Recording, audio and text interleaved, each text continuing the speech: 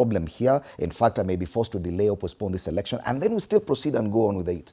So I think the issue, and I want to just dissect the two, there is the process culminating or leading into the process of voting, because elections is a process that has several components, right from the nomination of candidates, campaign period, and then the closure of campaign period, then actual voting, and then results. Almost 4 components, and each of them counts. If you look at the petitions, we've done, in my private practice, we've done election petition, and the 4 components really count. Right from nomination of the candidates, whether they were qualified or not, or whether the IBC did the right thing, during the campaign period, which is now the subject of the conversation here, whether there was a peaceful environment, whether there was an environment that could guarantee or at least give a result that can be said to be a product of free and fair process.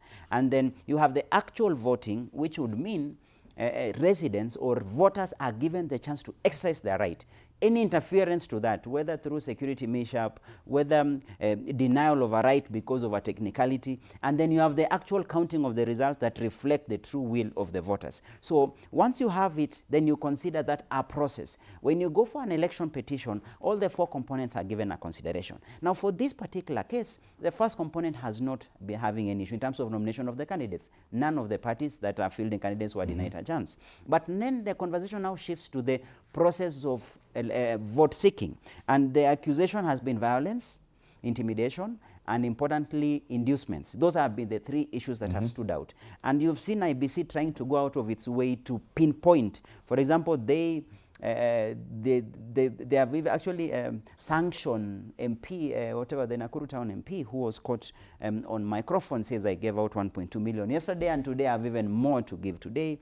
Then I think the same was also a level against Wanjiku Muhia, who is the Kiptoo MP, for utterances that were seen to be insightful and importantly threatening to the UDA side. Now that is the aspect of the vote seeking, which I think it's a question of political manners. So IBC is trying to stamp its authority on the basis of how can we ensure that we have a peaceful environment. We've had incidences of violence where each of the 2 competing parties, specifically UDA versus DCP, where there's been some elements of threats, there's been elements of violence, and in this case, IBC is trying to stamp its authority. Why is it so?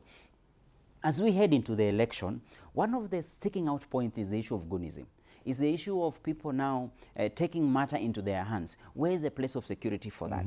But that does not significantly then affect, because if the parties can see it over the line, which happened yesterday, both parties had their final rallies. I feel IBC has tried to balance. The threat was basically to keep in check parties to stop the taking the law into their hands component. Now what then shifts is the issue of voting, which I think so far so good, judging from the last by-elections we've done, but importantly the last elections we did, and judging by the court precedences, I feel that the aspect of a free and fair vote is almost guaranteed. That moment the court ruled previously under the Maina Kiai decision that said the final vote that can be authenticated and said to be the actual vote that can be counted to be the final one, in this case is the vote at the polling station.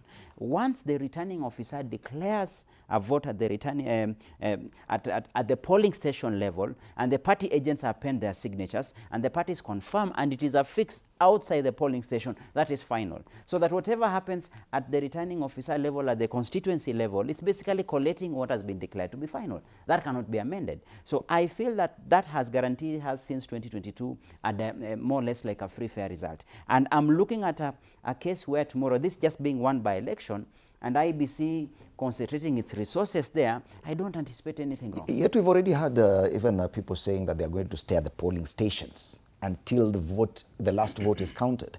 That could present a challenge as well. It's the agents that are supposed to be at the polling station. If everyone decides to stay there, would that be a free and fair election?